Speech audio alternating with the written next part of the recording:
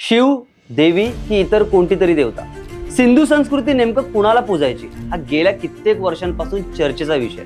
मुळात सिंधू संस्कृतीच्या काळात देवतांची पूजा तरी व्हायची का? इथेही अनेक इतिहास संशोधकांची गाडी अडलेली असते. त्या काळी मूर्तीपूजा व्हायची तर हो, व्हायची, कारण तसे पुरावे सापडलेले आहेत. अनेक मूर्ती, हडप्पाचे सील म्हणजे मुद्रा आणि मंदिरासारख्या भासणाऱ्या जागांवरून ते उजागर झाले. पण त्या मूर्तीची किंवा त्या मंदिराच्या ठिकाणी खरंच पूजा व्हायची का? आज नेमकं हेच कोडं सोडवण्याचा आणि सिंधू संस्कृतीमधल्या धार्मिक समजुती समजून घेण्याचा प्रयत्न करूया. पण त्याच्या आधी गाजावाजाला सबस्क्राईब करायला विसरू नका आणि आमच्या इतर अपडेटसाठी बेल आयकॉनवर नक्की क्लिक करा. नमस्कार, तुम्ही पाहताय गाजावाजा.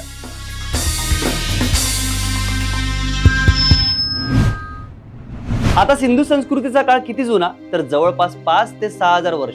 त्या काळात एक प्रगत संस्कृती भारतात राहत होती याचा शोध सुद्धा आता 20व्या शतकात लागला आणि सगळं जग शॉक झालं, कारण आपला भारताचा इतिहास थेट हजारो वर्ष मागे गेला.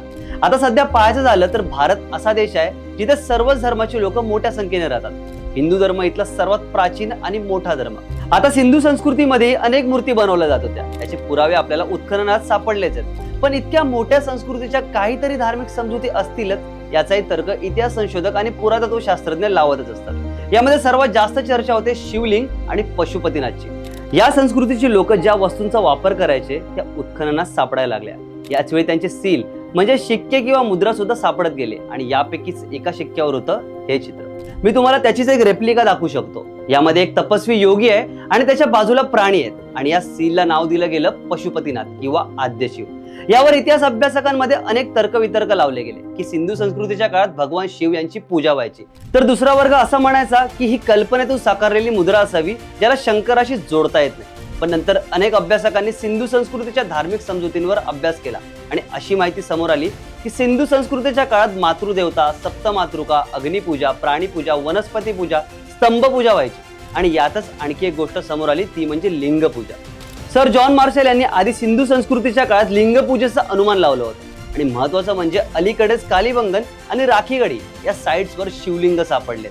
यावरून 5000 वर्षापूर्वी भारतात शिवलिंग पूजा अस्तित्वात होती हे सिद्ध झालं आणि यावरून काही इतिहासकारांनी यावरही शिक्कामोर्तब केलं की पशुपतीनाथाचा शिक्काच भगवान शिव आहे. पण सत्य काय हे तर इतिहासात दडलेलं आहे. आणि सिंधू संस्कृतीचं सर्वात मोठं दुर्दैव म्हणजे सिंधू लिपी आजपर्यंत कोणालाही वाचता आली नाही आणि याचे 100 पेक्षा जास्त प्रयत्न झाले. आणि या शिक्क्याच्या वरती काय लिहिलेलं आहे हे सुद्धा आजपर्यंत कुणालाही कळलेलं नाही.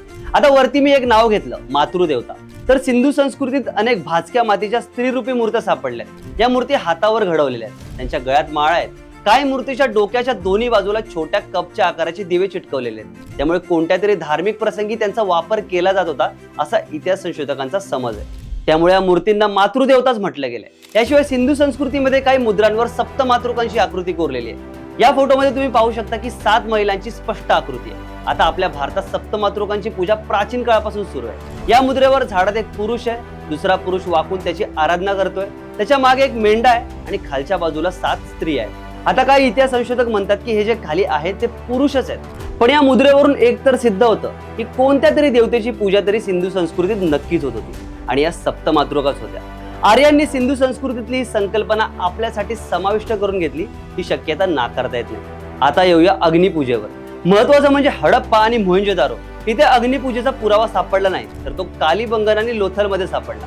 इथे काही अग्निकुंड सुद्धा सापडले आणि काही अग्निमंदिर सुद्धा सापडले. विशेष म्हणजे घरांमध्ये असे काही कुंड सापडलेत. हे अग्निकुंड गोल आणि चौकोनी आहेत. आग सतत धुमसत राहावी आणि सार्वजनिक अग्निपूजेसाठीच अशी कुंड तयार केली असावीत असं इतिहास संशोधकांचं म्हणणं आहे. अग्निपूजा हिंदू धर्मातही होते आणि पारसी लोकही अग्नीची पूजा करतात. कदाचित याच्या लिंक सिंधू संस्कृतीसोबत जोडलेल्या असाव्यात. सिंधू संस्कृतीत आणखी एक गोष्ट प्रकर्षाने दिसून येते, ती म्हणजे प्राणीपूजा. या संस्कृतीत प्राण्यांना वेगळाच दर्जा होता. अनेक कलाकृतींवर प्राण्यांचे चित्र, आकृती दिसून येतात. बैलाला तर सिंधू संस्कृतीत विशेष स्थान आहे. हा एक रेप्लिका तुम्ही बैलाचा पाहू शकता. कदाचित आज जसा आपण पोळा सण साजरा करतो तसा त्या काळी बैलांचा सण साजरा होत असावा. याशिवाय वाघ, मेंढा, हत्ती, गेंडे, पाणगेंडा, शेळी असे अनेक प्राणी मुद्रांवर दिसून आले. पण यामध्ये एक प्राणी कॉमन दिसलाय, तो म्हणजे एक शिंग्या. हा एक शिंग्याचा सील तुम्ही पाहू शकता, ज्याला युनिकॉर्न सुद्धा म्हणतात. महत्वाचं म्हणजे असा प्राणी खरंच अस्तित्वात होता का याचा सरळ असा पुरावा नाहीये. तो आधीही नव्हता आणि आजही नाहीये. पण सिंधू संस्कृतीत याला विशेष स्थान आहे, कारण या संस्कृतीच्या सापडलेल्या 2000 मुद्रांपैकी 1159 मुद्रांवर हाच एक शिंग्या दिसून आलाय.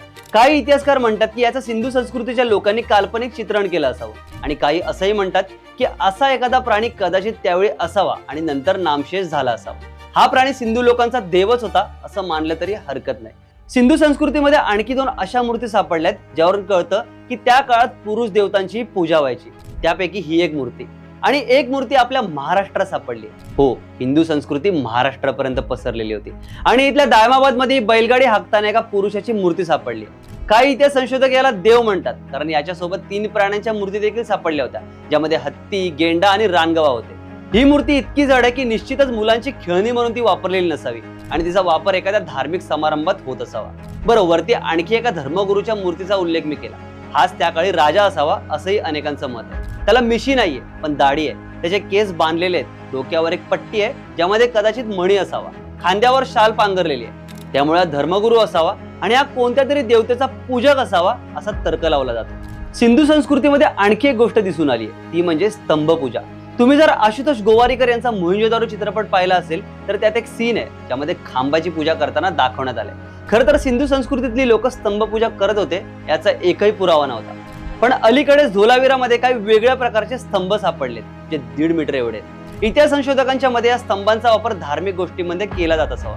आता सिंधू संस्कृतीच्या अभ्यासातून, उत्खननातून, संशोधनातून इतक्या गोष्टी, धार्मिक समजुती आणि मूर्ती बाहेर पडल्या, पण तरी या संभ्रम कायम राहील की सिंधू संस्कृतीचा खरा देव नेमका कोण होता. आज भारतात अनेक देव पूजले जातात, पण आपल्याच मातीतल्या संस्कृतीचा इतिहास उजागर करण्यासाठी अख्खं जग कामाला लागले. पण सिंधू संस्कृतीची लिपीच इतकी गूढ आहे की आजपर्यंत ती कोणीही वाचू शकलं नाही आणि ओळखूही शकलं नाही. आता भविष्यात कदाचित आपल्याला आणखी संशोधनातून याचं उत्तर मिळेल अशी आशा. अशीच नवनवीन माहिती जाणून घेण्यासाठी गाजावाजाला लाईक, शेअर, फॉलो आणि सबस्क्राईब करायला विसरू नका.